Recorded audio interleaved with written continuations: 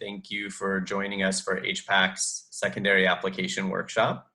This is a new workshop topic for us and the first time that we are having alumni serve as lead presenters.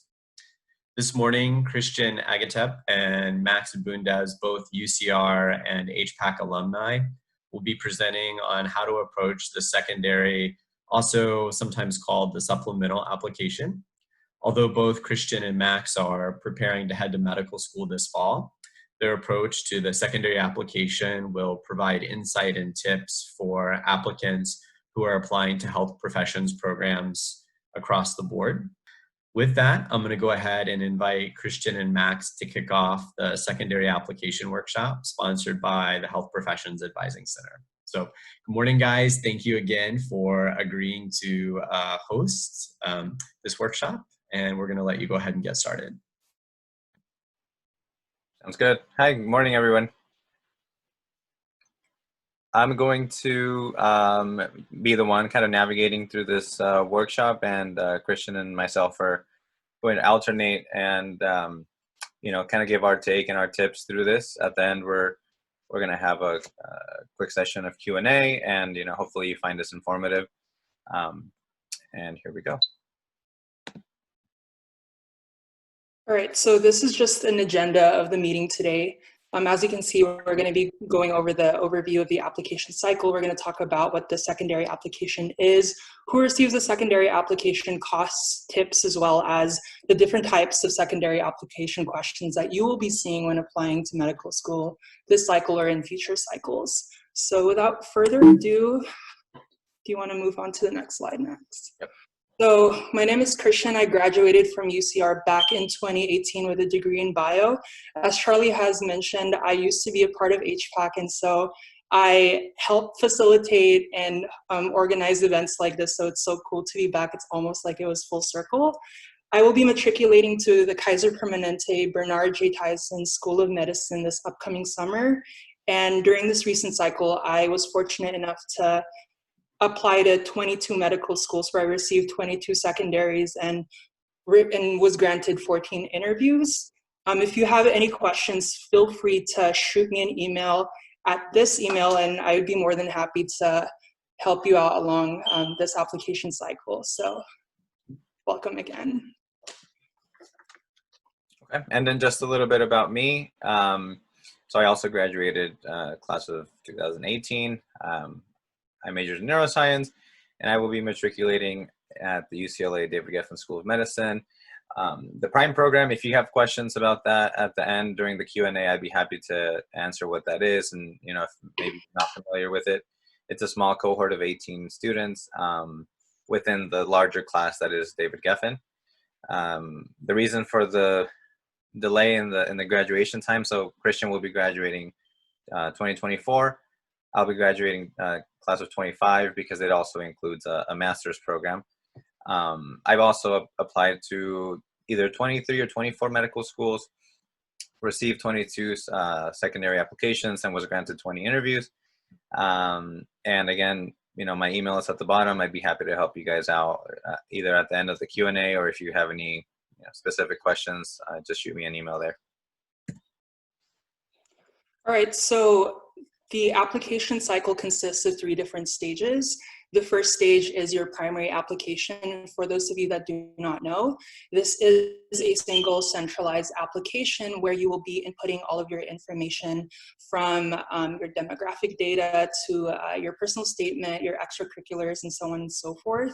For those of you that intend on applying to MD schools, you will be applying through AMCAS. For those of you that are going to be applying to DO schools, it will be through AA COMAS. And if you want to apply to Texas MD and DO schools, this will be through the TMD SAS. A completed primary application will consist of your transcripts, your information on your extracurriculars, as well as your 3 meaningful statements, your personal statement, your disadvantage statement if applicable, but this does not include your MCAT or your letters of recommendations. That's more for the secondary application.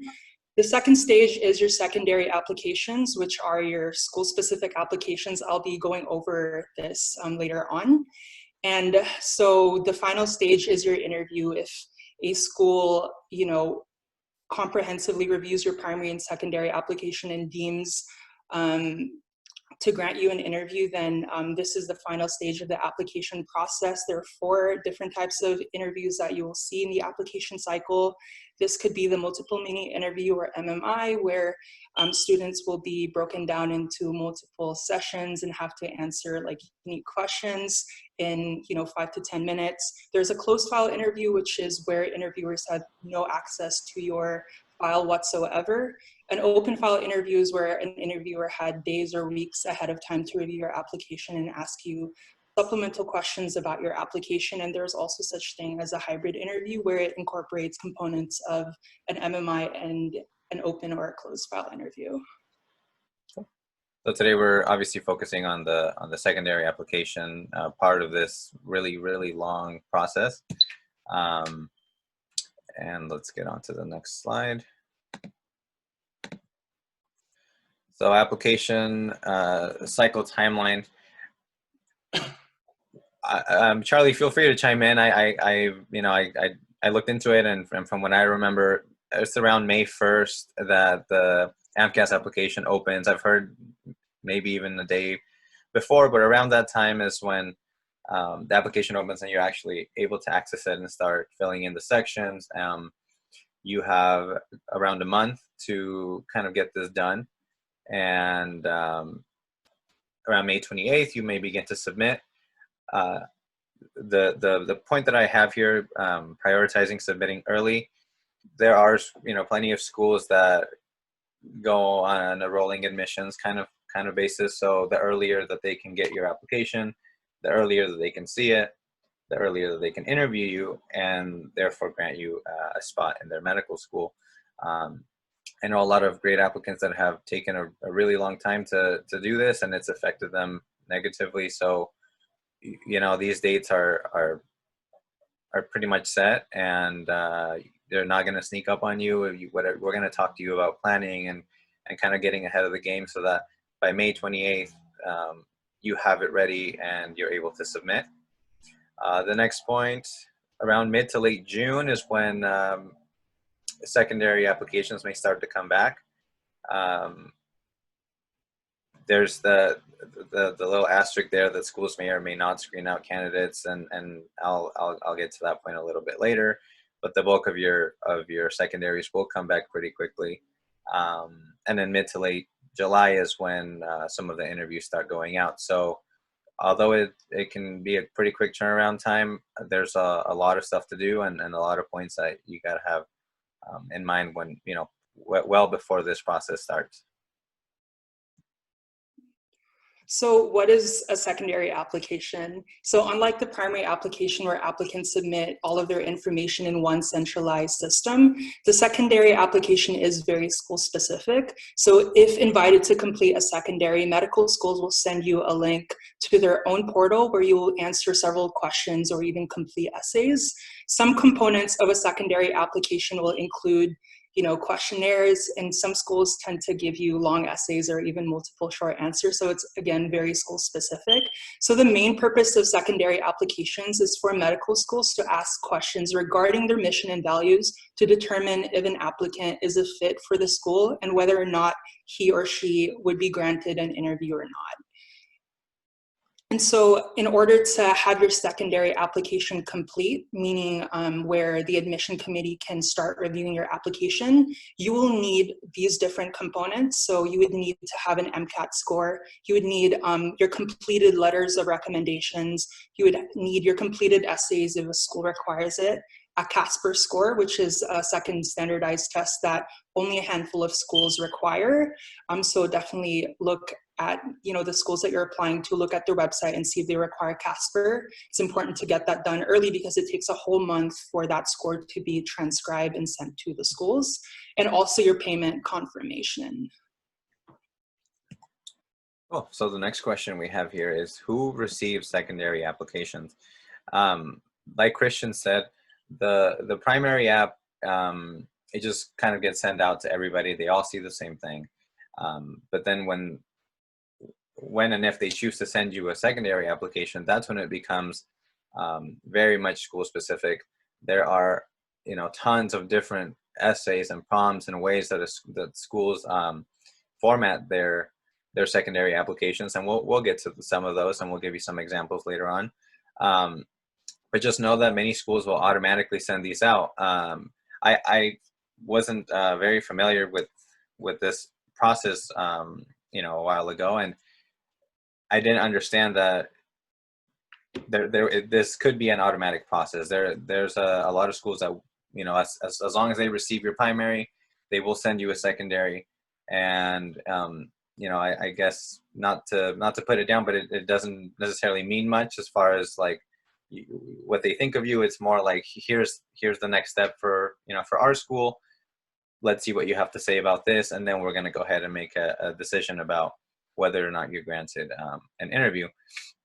I have heard, though, that there are some schools that will screen out based on a number of factors, not necessarily automatically send these out. And because a lot of these are automatic, expect to receive a lot around the same time frame, which may create some conflicts just because there are some very lengthy secondaries and some with different turnaround times and different word limits and character counts. So we're going to get to that. I just wanted to make it a point to kind of expect the bulk of your secondaries to come back rather quickly. And, we're going to talk to you about how to approach this process in just a sec. So how much do secondary applications cost? So 98% of US MD schools require a secondary application. There are some schools, though, that do not require secondary applications, so that means you don't have to pay that extra fee. These schools are typically your Canadian and Puerto Rican MD schools. In addition, there are 2 US MD schools that do not require a secondary, and that's University of Texas Medical Branch and UT Houston. In addition, application fees range anywhere from as low as $30 to upwards $150 per school. So the average amount of schools that applicants tend to apply for is about 16. And so if you could imagine 16 times, let's say $100, that totals up to over $1,000, and that is very expensive. And so keep in mind that the application is very expensive. So it's very important to shoot for schools that you deem mission fit, or schools that are around your metric range, so that way you could apply realistically and also have a very good shot of getting into a medical school. In addition, there is a program called the Fee Assistance Program, or FAP, that will waive all of the fees for up to 20 schools in your primary applications. And also some medical schools will completely waive your secondary application fee, or even provide you with a hefty discount if you inform them that you are a FAP applicant. The qualifying for FAP is it's based off of your income. And so definitely look at guidelines through the AAMC and utilize this resource, because it's a very expensive process. And also note that it takes up to 15 days to receive approval for receiving this program. And just to add to that, I particularly benefited from this program. And Charlie, do you know if it has increased at all to more schools? Is it 20 or 25? I'm not sure. For the AAMC, which are the MD schools, it's 20 this year for the okay. 20 this year, right? ACOMAS, the DO schools, they have a slightly different metric, and it's less schools, but they offer this type of program as well. Right. Okay. And thank you. And like Christian said, you just have to notify the schools, I was a recipient of this, and they will waive, a lot of them actually waived it automatically. They knew that I was receiving this assistance. And so, there was nothing to pay at the end of the secondary application. We're going to move on to some quick tips and things that we wanted to share, and maybe advice that we would have liked to have had when we were going through this process. Christian and I sat down and had a good phone call about what would we like to share with you guys, and the best kind of takeaways and everything. So we're gonna get started with this one here. Right, so the very first tip that Max and I came up with is to be organized and create a spreadsheet.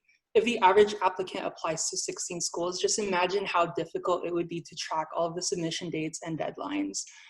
Use a spreadsheet to track all of those important dates, such as your submission dates, such as dates that schools update you with certain stuff, dates that you're invited for an interview, so you'd never miss a deadline that way. And this spreadsheet is also really important to refer back to whenever schools ghost you, because that typically happens. Sometimes you don't hear back from schools for months ahead, and so use that silence as a way to reach out to them and let them know, hey, I've been waiting for 4 to 5 months now and have not heard back. I would like to follow up about my status or to see where I am in the admission process, and then they usually give you a response from there. I highly encourage you all to create the spreadsheet and also interact with the spreadsheet, adding colors such as green, yellow, and red to highlight, your accepted schools, waitlisted schools, rejected schools is something that I personally found a lot of fun in for some reason. And also it adds that extra layer of organization. Cool. Number 2 would be to prioritize your school list. So when you, like I said, when you go ahead and submit your primary application, a lot of these automatic secondaries are going to come back, and they're going to come back really quickly. They're going to vary in length and character count, and you need to be able to think, okay, where is my energy going to go first? What am I going to try to tackle? Am I going to try to tackle the lengthy secondary with a 2-week turnaround time first? Am I going to put it off last? It just depends on your interest and what your particular situation is at that time. I made a note here that having to juggle writing with work, school, volunteer, research, and whatever else you might be involved in, it's tricky. A lot of times you might encounter writer's block, and you'll kind of just be sitting there,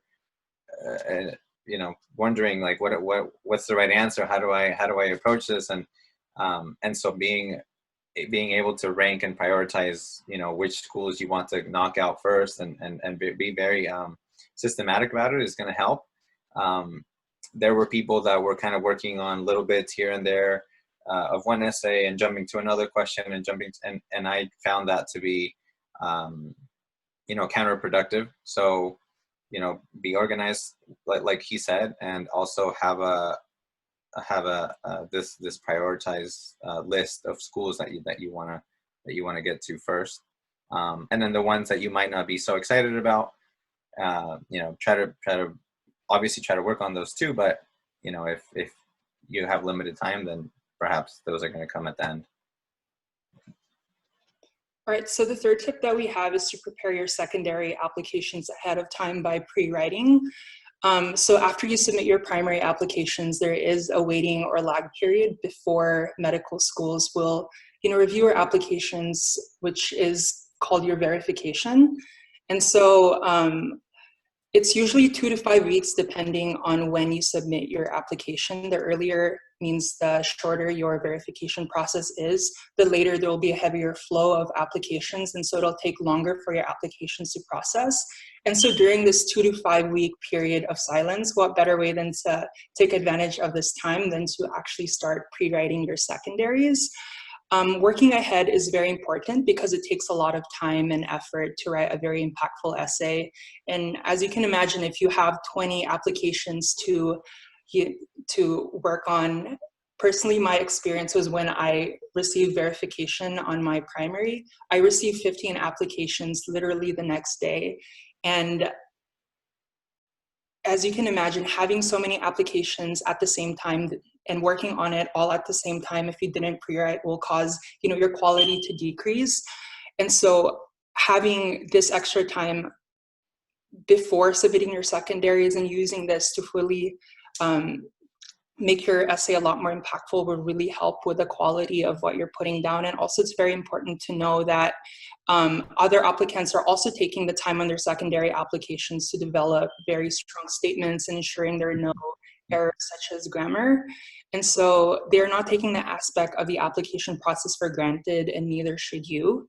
The application process is very expensive. It takes up a lot of time and effort, so you should not let your application quality decrease because you've worked very hard since day one. And so don't let that crumble in the secondary application process. Sure, it's a lot of writing, but in the very end, when you receive that secondary application, if you just simply copy and paste something that you've already, worked on ahead of time and submit it within 10 minutes, that will put you in the very first pool of applicants and greatly increase your chance of getting into medical school, because a lot of schools assess applicants through a rolling basis. And so another point that I want to mention is that a majority of medical schools reuse the same secondary prompts yearly. There might be some changes here and there, but for the most part, schools reuse their applications. And so to find these prompts, I recommend going to prospectivedoctor.com or using the Student Network school-specific forums. You could just type in, let's say, Kaiser Permanente School of Medicine 2019 to 2020, and on the very first page, you will have, the list of questions from the previous cycle, so that we can get a head start and start writing this. Point number 4 is going to be to receive quality feedback. Obviously, you want some sort of feedback while you're going through this. You're going to be writing a lot. It's difficult to sustain that level of output. Like he was saying, I'm looking right now, and just at my timeline, and within 6 days, I received 1, 2, 3, 4, 5, 6, 7, 8, 9, 10. I received 12 secondaries within 5 or 6 days. And so, yeah, I mean, you're gonna be in a situation where you're gonna have to be writing a lot. If you have the chance to pre-write, that's amazing. If not, which is the situation that I was in, you're writing 24/7 and editing and going back to it and rewriting and rephrasing a lot of the things that you want to get your message out. So you want to have a team, a small team of people that you really trust. Who have your back, who are really going to, not just skim over your essays, but, really find ways where you can make them better and give you constructive feedback. For example, I had a team of 3 individuals that I was relying on, and that's it. The more opinions you have, the worse, because now you're trying to please everybody instead of just focusing on your message and what you're trying to say. So have a small team in mind, people that know you, people that know, your story, why you want to become a doctor, and that can really help you with your writing. And but at the end of the day, it's your application. Take their advice, listen to it. Make changes when you have to, but if you feel like you're losing your voice as a writer and as an applicant, then that's no longer you, and I think that will reflect negatively if you are granted an interview and now the ideologies don't match up, or the tone, or things like that. So don't let your voice be drowned out. Be open to ideas, but there's always a line to be drawn, and I think you need to be very mindful of that. So a lot of medical schools share the same or similar secondary questions. So let's say you're applying to 30 medical schools and each school requires 3 essays. That does not mean that you're going to have to write 90 different essays. It's significantly lower because there is a very similar theme that, medical schools ask their applicants. This could be anything from like their diversity or overcoming obstacles and resiliency. They could be asking you, why did you choose to go to this medical school? So in the very end, a lot of these questions are very similar. The only thing that you would have to do is you'd have to adjust or adapt your secondary answers to fit the other schools. So let's take a look at this example. For the diversity essay, one example that I provided was, how will you contribute to the diversity of medical school A? The second question that I've provided is, describe how you will pursue inclusive excellence while contributing to the collaborative environment at medical school B. As you can tell from the second question, the very first half of that second question is basically that same question. It's basically the same question as the first question, but it has an added component, and that is how would you contribute to the collaborative environment at the at medical school be? So, you know, at that point you have half of that essay done, and you just have to, you know, tie in why that first half of the question relates to how you plan on utilizing that to create that collaborative environment at medical school B. So once again, a lot of schools will have the same questions. It could be rephrased, reworded, or some medical schools will give you questions that are the same, but will also have an added component to that question. So. Yep. And then just to add to that, you know, they might even be the same question, but they will have different word counts, character counts, things like that. So it's a lot easier to kind of take a pre-written answer and adapt it than to try to rewrite everything. You know, there's things that can be left out, there's things that can be added, and you know, starting off with something already done is so much easier than creating out of nothing. Point number 6, do not repeat the same info from your primary app, and if you do, expand on it. So the secondary application, like we said, is very school specific, but it allows you to touch on topics that you might have not gotten to in your primary. Your primary is very much focused on, you know, why do I want to become a doctor? And there might be a lot of like a handful of experiences that, you know, didn't quite make it into that essay. But now you have the opportunity to, so use it. You're gonna want to use this to further show them that you are a unique applicant and that you have other things to bring to the table. And this is the time to do it and to make it shine.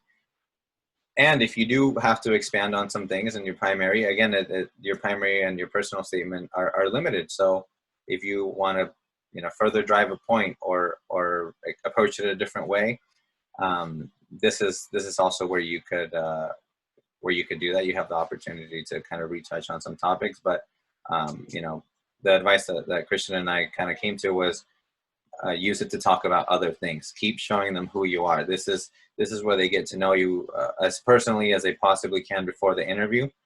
So take advantage of it and just share away.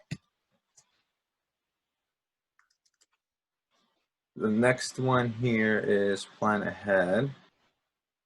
So like Christian said, the very best thing to do in this that month of time that you have is to pre-write, and he's talked about some of the ways that you can do that, and I think it's awesome. Some people might not have the luxury to do that, and so I kind of wanted to touch on the other side of things and kind of my experience. So I was fortunate enough to be able to kind of drop everything for 2-3 weeks, right? And I understand that that's not always a possibility, but I planned ahead so that I would be able to.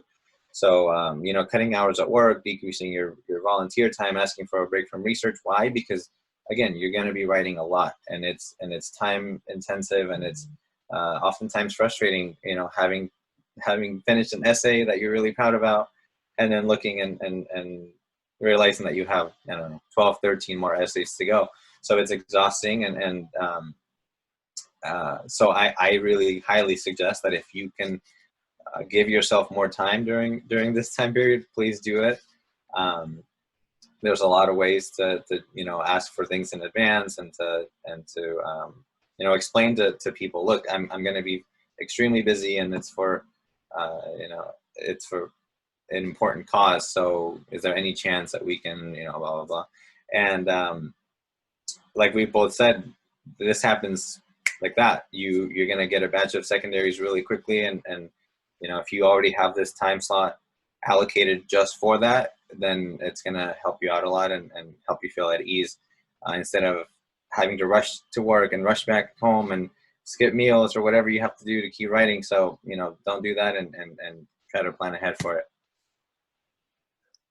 So we're going to start going over some common secondary questions that you will most likely encounter while applying to medical schools. And Max and I had a phone call, and we brainstormed a list of questions that we saw in most of our schools. And chances are you'll probably see these questions in, I guarantee you, 90% of the schools that you will be applying to. So let's move on to the next slide. Cool. And just to keep the time in mind, we did post kind of our responses or a chunk of our responses on here. I do want to have time at the end to answer some questions. So we might, kind of try to mention it, but if you want those responses, I would be happy to send them to you through email. I'm sure Christian, would as well. So we're just going to try to talk about the questions themselves, how to approach it, and then maybe a couple of sentences and kind of how we worded our response. Sounds good. Oh, this is your slide. Yeah. So obstacles and resilience. This so many secondaries ask about this, and rightfully so. As a physician, we're going to run into all kinds of obstacles and problems that we're going to have to get through. And so it makes sense that so many schools want to see that you have had experience with it and that you have, kind of overcome the obstacles that naturally happen in all of our lives. So my advice is to, like it says there, take a lot of time to reflect on challenges. We all experience challenges in one way or another that we have to overcome, and it makes us better people. Be sincere about it. When you're answering the question, frame it in a positive light. And I had a lot of problem with this. I remember writing an essay and reading it over, and it sounded really negative, like, oh, like this happened to me and this happened to me and this happened to me. But after talking to my small group of reviewers, they all came to the conclusion that you have to frame it under a positive light, and always shine positive light in your application. So just a quick example of that: although X, Y, and Z were tough obstacles to overcome, I saw it as a challenge to improve my time management skills and conquer my circumstances. So just in that little sentence, you're presenting a problem, but right off the bat, you're saying, but I figured it out. I got through it. This is how I did it, and this is what I learned. So don't dwell so much on your situation. Obviously, we all have some problems, and so just put that out there, but then move on very quickly and talk about what did you do about it? How did you get through it? This is really what they want to see, and why they ask questions the way they do, as you can see there. How did you react, and how might you have responded differently? What did you learn about yourself? This is the character building that they want to see. So another question that you will definitely encounter is diversity. So the main purpose for this question is because medical schools can receive upwards to like 10,000 or even 15,000 applications for 150 or 200 seats. And so they need a way to distinguish the applicants apart from their GPA and MCAT. And so this diversity question is very important because it allows medical schools to fill each of their limited seats with the most diverse student that they can find in order to create that diverse student body, which will be important in contributing to the different perspectives inside and outside of medicine in the class. So going off of diversity isn't limited to your skin color, your religion, or your social economic status. This essay should be about what makes you unique, what experiences has shaped you to become who you are now, and what fresh perspective are you going to bring to the incoming class and to the school as a whole. Some topics that you could talk about are if you have an interest in the intersection between arts and medicine, and you grew up painting, drawing, singing, doing theater, and you want to somehow incorporate this into your medical education or into your practice later on. Talk about how you want to discover mending these two different arts and the sciences together.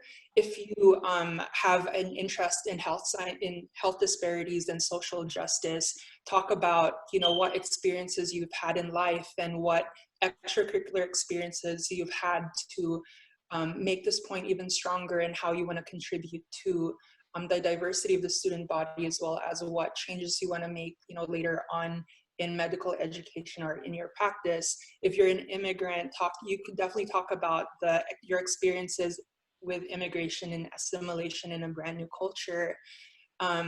Use this as an opportunity to also talk about extracurricular activities that you haven't touched up on in your primary application, to also expand on it, to show that there are other aspects of this extracurriculars that you haven't explored and want them to know about.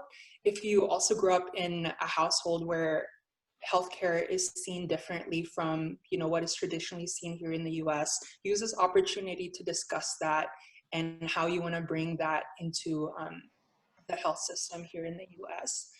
Some example questions that I've encountered that relates to this question is, how will you contribute to the diversity of X medical school and to the medical community in general? So notice that's a two-part question.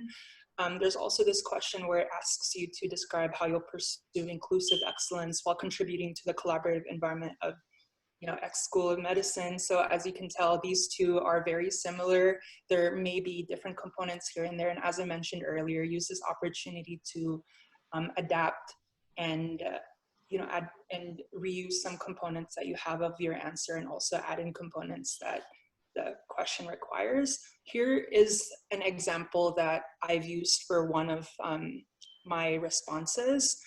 If you want to take like 20 seconds to read it, I can discuss like what I wrote here.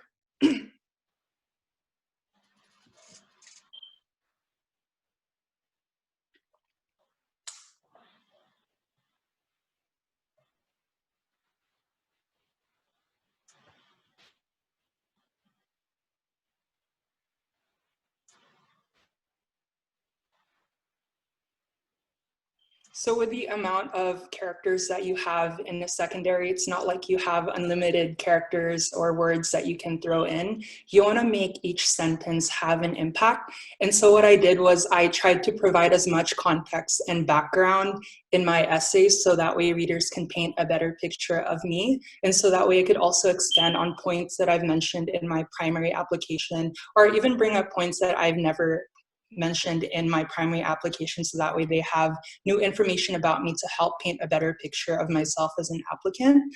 And in this response, I did talk about how, in my first paragraph, I talked about how I lived in 3 different parts of the world. I was an immigrant. I took on responsibilities that are normally fulfilled by an adult and acted as a second parent for my sister with special needs. And through that, I was able to learn more about the competent care required for those with special needs, which is something very important for me and something that I want to bring a lot more awareness about in my medical school class and also in the medical community, and something I want to take with me when I start practicing as a physician later on. And then same thing with the second point, I brought up my experiences assimilating in American culture, and also my identity as a gay man, and also talking about how I want to, use this identity of mine and this experiences of mine to create a more inclusive environment within my class and also outside of the classroom as well. Okay, I'm gonna move on to the next one, which is teamwork and leadership. Again, all over pretty much every other secondary is gonna ask you about this. You should have had a significant role as a part of something bigger than yourself during undergrad, be it at school or outside, and kind of reflect on it. You're gonna have had times where it was hard to collaborate with someone, or it was hard to lead a group of people to do something, and they ask that because, like it says here, healthcare is a team sport, and they want to know that you're ready for it. So use these experiences to reflect how you've grown as a team member, as a leader, how you've dealt with difficult situations. And the example response that I have here, I highlighted some things that I did outside and within school, which were founding an educational outreach program, vice president of a culinary health club, and captain of a semi-professional soccer team. So these are things that prove that I have had experiences leading, but being part of something, like I said, bigger than myself. That essay goes on to talk about different group dynamics and when things didn't work out right, and where you have to kind of think on your feet really quickly and make a decision or make amends with somebody, figure out a way to meet halfway. And this is, again, these are all topics that will come up, when you're working with other healthcare professionals, and you have to work together in order to in the best interest of your patients. Sweet. So another question that you'll encounter is why this school? And so the purpose of this question is because schools want to know why you're considering them in the first place. Besides the obvious prestige, the location, or the fact that your MCAT and GPA fits within their range. And so with that said, do not use this essay to talk about how great the school is or where it's located, or obviously because your numbers fit within the range. Do your own research and also reflect on what aspects of the school is very important for you.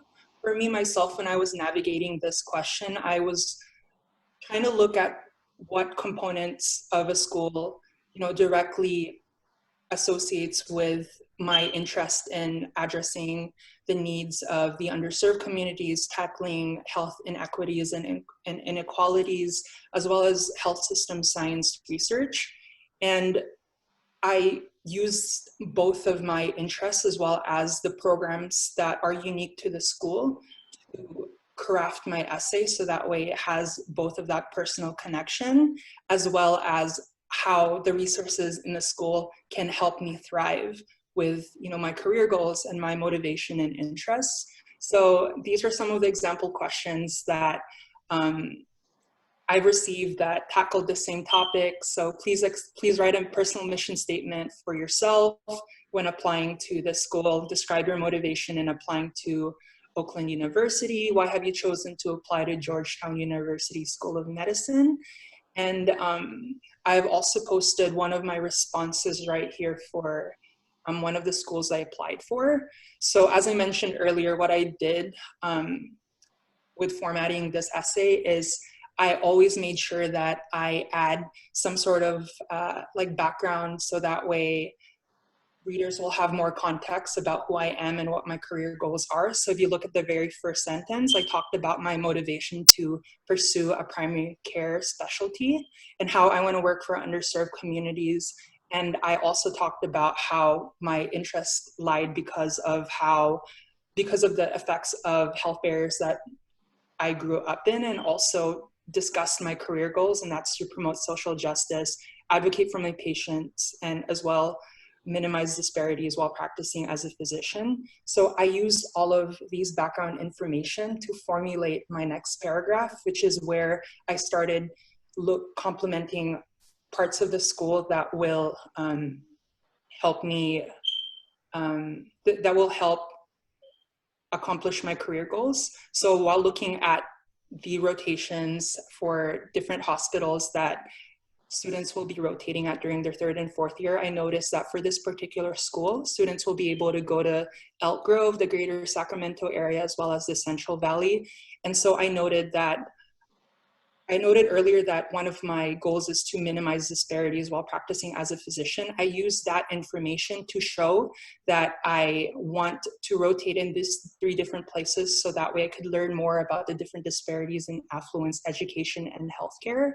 And then I also talked about how through the free clinic, I want to gain hands-on clinical and service-based experiences and also reduce health disparities. I then also talked about by being involved in the family medicine interest group, which also, aligns with my goal of becoming a primary care physician. I would be able to use that opportunity to get more soft skills as well as scientifically excellent care from different mentors involved in that program unique to the school. So overall, what I did was I tied in experiences and goals for myself with what the school offers, so that way I could craft a more personal response, because anyone can just say, I want to be involved in a free clinic, I want to be able to rotate at this hospital, or I want to be a part of this club. But that does not really stick out to readers. What will really stick out with readers is how your experiences will tie with the opportunities and programs that the school offers to greatly show that, you are a perfect fit for the school, and my school can provide you the opportunities for you to thrive in. Next question. So very straightforward sometimes. What have you done since graduating? This was actually the prompt for, I want to say at least 2 or 3 schools. and this was it. This was the entire secondary application. What have you done since graduating, right? So it was scary. It's scary to have only one question to answer, and so I took a long time to figure out, you know, what do I want to say, so what I realized is, like, what are they actually asking, right? Like, how have you been using your time since graduating? You know, outside of an academic situation, what have you done? How have you grown? So I took the time to talk about the fact that I moved out, and you know, I was supporting myself, you know, independently now, and you know how I chose to better myself as a person by, you know, working X, Y, and Z job, or doing this, or publishing. You know, whatever you think made you a better person in your time off is what you should be talking about. It's a lot to read, and you know, if you want to, go ahead, but I'm just going to highlight some parts here. So I talked about taking a gap year in order to finish a research paper, which, you know, it took a long time, and so I wanted to make sure that they knew I was in the lab. You know, I was working on this. Oh, sorry, I was working on this paper, and I needed the time off after school. Multiple jobs, and what did I learn out of it? Why did I get involved in those jobs? And there was a piece here at the bottom that talks about how I decided to move out to kind of start putting a gap between my family and me. We're very close knit, and so that question came up a lot. You know, when I interviewed at schools across the country, that was a big concern. You know, like, why do you want to move so far away from everything? And you know, your foundations are so far away. But then when they read this, I think it eased their mind in saying, you know what, he's taken the steps to make this transition easier on him and his family. You know, I think they really valued the fact that I was mindful of that, and that I actually was able to put it into context with this. So another question is, what accomplishment are you most proud of, and why? For this question, I would avoid talking about academics such as your GPA or MCAT, even if you improve drastically in both GPA and MCAT. Reason why is because medical schools already have access to your GPA and MCAT. They could tell that, you know, you went from like a 3.0 your freshman year all the way to a 4.0 your senior year. So they saw that progression, and they understand your growth through there. And some medical schools also have a section in their application where you're able to explain any uneven performances in your metrics. So definitely use that space for that. I would not recommend you talking about your GPA and MCAT for this specific section in itself, but rather I would recommend you to talk about an extracurricular activity that you did not select as your most meaningful from your application, to talk about some of your achievements through there, whether it be, you know, being involved in a free clinic where you initially served 2 people, to like later on in the year where you were able to increase the services and also increase the traffic to accommodate, you know, 10 people. That's a very big accomplishment in itself.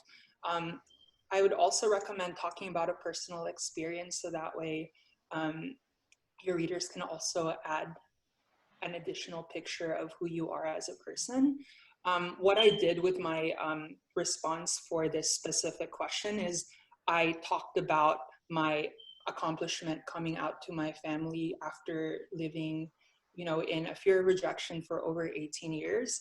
And then I also use this as an opportunity to take a step further and talk about my experiences using this accomplishment to work with my community to learn more about, you know, HIV/AIDS awareness and LGBTQIA+ healthcare.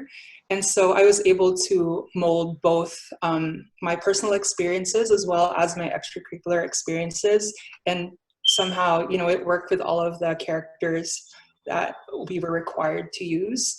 So in the very end, I feel like it's really important to throw in as much detail as you can, so that way your readers can have more of an idea of who you are as a person.